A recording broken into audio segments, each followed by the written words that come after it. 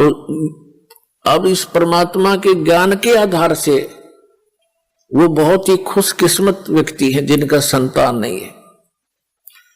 पुण्यात्माओं, आज तक जो भगत और समाज का जो विरोध रहा है उसका यही कारण रहा है कि समाज की परंपराएं समाज के क्षेत्र की हैं और भक्तों की भक्ति का जो मार्ग है, भक्ति की जो परंपराएं हैं वो समाज के बिल्कुल विपरीत होती हैं, जिस कारण से विरोध बन जाता है। जो एक आध बार सत्संग सुनता है तो ये कहता है कि वो तो संतान कोई अच्छी नहीं बताता। नहीं, ऐसी कोई बात नहीं। जो ज्ञान है दास वो बता रहा है और ये ज्ञान है। अभी तक आपने केवल अज्ञान सुना है। अब जैसे एक लेवा एक देवा दूतम, एक समय सुखदेव ऋषि, उसको ज्ञान हुआ, मां के गर्भ में ही उसको ये चेतना होगी कि ये संसार बहुत भयंकर सथल है और इसमें बाहर जाते ही ये तीनों गुण, रजगुण ब्रह्मा जी, सतगुण विष्णु, तमगुण शिव जी, इनके तीनों गुणों का प्रभाव जीव को मां के गर्भ से बाहर जाते ही हो जाता है। मां के गर्भ में इनका असर नहीं होता। उस समय इस बच्चे को, बेटा या बेटी को, अपने पूर्व जन्म की चिंता का भी चेतना रहती है। आगे उसके प्रारब्ध में के कष्ट आने उसको वो भी याद रहते हैं और बार बार यही रटना लगाता है कि हे भगवान, आपके ज्ञान को आधार बनाऊंगा, परम संत की खोज करके मैं मोक्ष कराऊंगा। लेकिन सुखदेव ऋषि को यह भी ज्ञान था कि बाहर जाते ही हमें मूर्छित कर दिया जाता है, जैसे इंजेक्शन लगा के अचेत कर दिया जाता है इन तीनों गुणों के प्रभाव से। अब जैसे मिर्च का स्वभाव है, जैसे कई अज्ञानी कहते हैं कि ब्रह्मा विष्णु महेश गुण नहीं है, वो तो गुणी है। अरे मिर्च गुणी है, वो गुण तो मिर्चे का है। वो जो मुंह जला दे, आंखें में हाथ लाग जाए तो आंख कुती कंडम हो जाए। तो कहने का भाव ये है कि ब्रह्मा विष्णु महेश को इस काल भगवान ने अपने पुत्रों को एक एक गुण युक्त कर रखा है। जैसे मिर्च को गुणी ऐसे गुण युक्त कर दिया तो उसके अंदर गुण है, वो कहीं रखी रहे। इन तीनों भगवान अपने अपने राजधानियों में रहते हैं, ऊपर के लोक हैं इनके अलग अलग, और वहां से उनसे निकल रही ये रेज किरणें, ये तरंगे तीनों गुणों की, ये हमें प्रभावित करते हैं। अंदर सब चेतना होती है, मां के गर्भ से बाहर आते ही एकदम बच्चा अचेत हो जाता है, यानी उसको वो याद नहीं रहता तेरे तू कहाँ था, कौन था। सुखदेव ऋषि ने बाहर नहीं, सुखदेव ऋषि मां के गर्भ से 12 वर्ष बाहर नहीं आया। ब्रह्मा विष्णु महेश ने तीनों ने आके कहा सुखदेव तू बाहर आ जा, और ये मर्यादा भंग मत कर हमारी। 9 महीने के अंदर मां दुखी हो लेती है गर्भ में, गर्भ के पीरियड में, और तुम 12 वर्ष हो गए, या मर्यादा मत बिगाड़े। तब सुखदेव ऋषि ने कहा भगवान,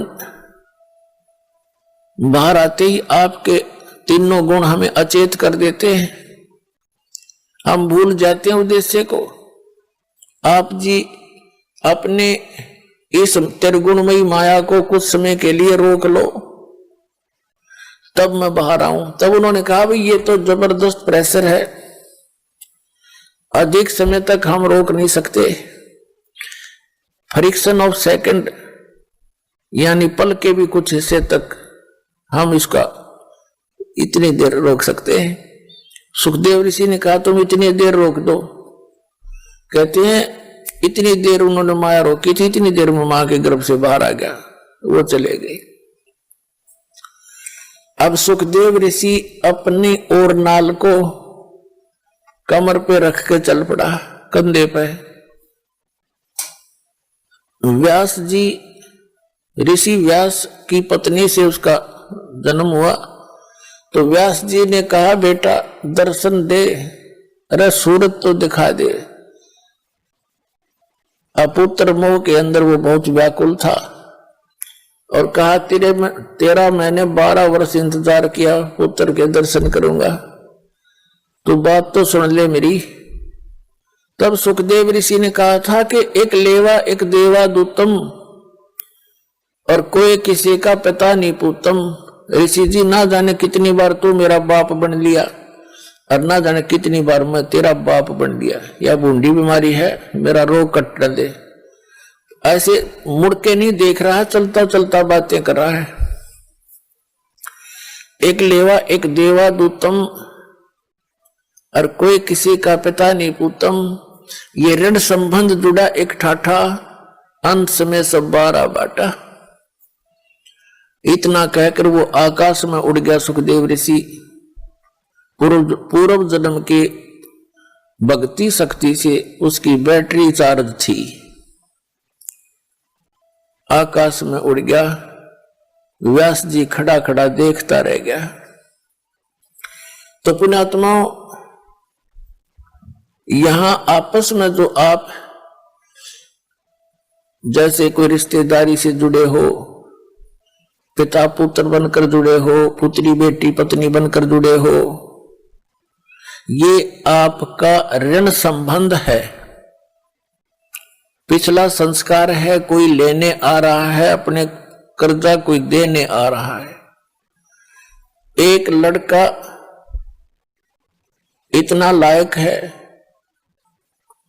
अपनी कमाई करता है, मजदूरी मेहनत जो भी करता है, और पिताजी शराब पीता है, तो वो पिता उस बालक से पिछले जन्म का कोई ऋण ले रहा है। एक ऐसा पिता है, सारी उम्र एक माया जोड़ता है और पुत्र उसका फिर सिर फोड़ता है और शराब पीता है, गाड़ी खरीदने की जिद कर लेता है, यानी उसका नाश करा कर छोड़ है। तो कहने का भाव ये है, एक लेवा एक देवा दूतम, कोई किसी का पिता नहीं पूतम। ऋण संबंध जुड़ा एक ठाठा, अंत में सब 12 बाटा। 12 बाट का अर्थ अपने अपने रास्ते जाएंगे, जहां संस्कार पूरा हो वही मृत्यु हो जाएगी। जब तक आप कबीर परमेश्वर की शरण